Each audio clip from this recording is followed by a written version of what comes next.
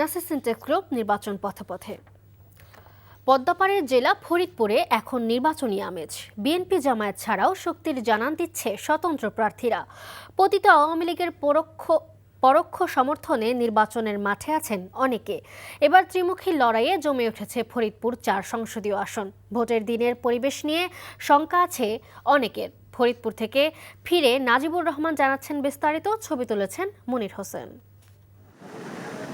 প্রমত্তা পদ্মার পার ঘেঁষে গড়ে ওঠা জনপদ ফরিদপুর। এ জনপদের মানুষের কৃষি নির্ভরতা যেমনি আছে, তেমনি সর্বনাশা পদ্মার আঘাতে ঠাঁই হারানোর শঙ্কাও তাড়া করে প্রতিনিয়ত। আসছে ভোট নিয়ে তাই নতুন সম্ভাবনা ভোটারদের মনে। ভোটটা যদি সুস্থ মতো হয়, যদি ভেজাল হয়, তাহলে তার কেন্দ্রে যাওয়া যাবে না যাওয়া যাবে। যদি নিরাপত্তা হয় তাহলে আমরা যারে মন চাই ভোট তারে দেবো, ভালো লাগে। নির্বাচনে না থেকেও ফরিদপুর ৪ আসনের ভোটযুদ্ধে প্রচ্ছন্ন প্রভাব আছে পতিত আওয়ামী লীগের প্রভাবশালী নেতা নিক্সন চৌধুরীর। দলটির ভোট এবার পার্থক্য গড়ে দিতে পারে আসনটিতে। মূল লড়াই হতে পারে বিএনপি, জামায়াতে ইসলামী ও স্বতন্ত্র প্রার্থীর মধ্যে। ভোটের আগে আওয়ামী লীগের প্রচ্ছন্ন প্রভাবের খোলামেলা অভিযোগ জানালেন বিএনপি প্রার্থী শহীদুল ইসলাম বাবুল।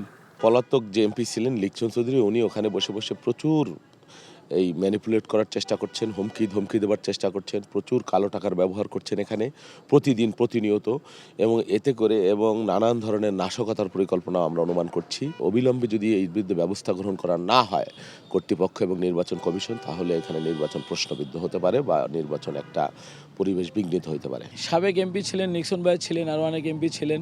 নির্বাচনে তাদের প্রভাব আছে কি নাই সেটা আসলে যিনি বলছেন তিনিই বলতে পারবেন। তবে আমি সাধারণ জনগণের প্রার্থী, আমি সমস্ত দলের প্রার্থী। যারা খারাপ, যারা ফ্যাসিস্ট, যারা হত্যাকারী, চার্জশিটভুক্ত মামলার আসামি, তাদেরকে আপনারা গ্রেপ্তার করুন, সাধারণ জনগণ খুশি হবে। কিন্তু আপনি সাধারণ জনগণকে যখন হয়রানি করবেন, তাদের জবানকে যখন বন্ধ করে দিবেন, তাদেরকে যখন মাঠে থাকতে দিবেন না, তখনই সমস্যাটা সৃষ্টি হয়। জটিল সব সমীকরণ ছাপিয়ে নিজের জয় নিয়ে আত্মবিশ্বাসী জামায়াত প্রার্থী মাওলানা সরোয়ার হোসেন। ইনশাল্লাহ শতভাগ আশাবাদী, যে আশা করছি যে সেখানে অন্যান্যরা যা ভোট পাবে আমি একাই অতটুকু পাবো। সদরপুর এবং চরপদর্শন নদী ভাঙ্গন এলাকা, সেখানে নদী শাসন সহ শিক্ষা, স্বাস্থ্য এবং সার্বিকভাবে মানুষের কল্যাণের জন্য, উন্নয়নের জন্য যদি শিল্প কলকারখানা গড়ে ওঠা যায়, মানুষের কৃষিখাতের যদি ভর্তুকি দেওয়া যায়, তাহলে সেখানে আরও উন্নত হয়ে ওই অঞ্চলকে একটি আপনার মডেল এলাকা হিসেবে গড়া যাবে। শেষ সময়ে 11 দলীয় জোটের আরেক শরিক বাংলাদেশ খেলাফত মজলিসের প্রার্থী মিজানুর রহমান মোল্লা জামায়াতে ইসলামীকে সমর্থন জানিয়ে তার প্রার্থিতা প্রত্যাহার করেছেন।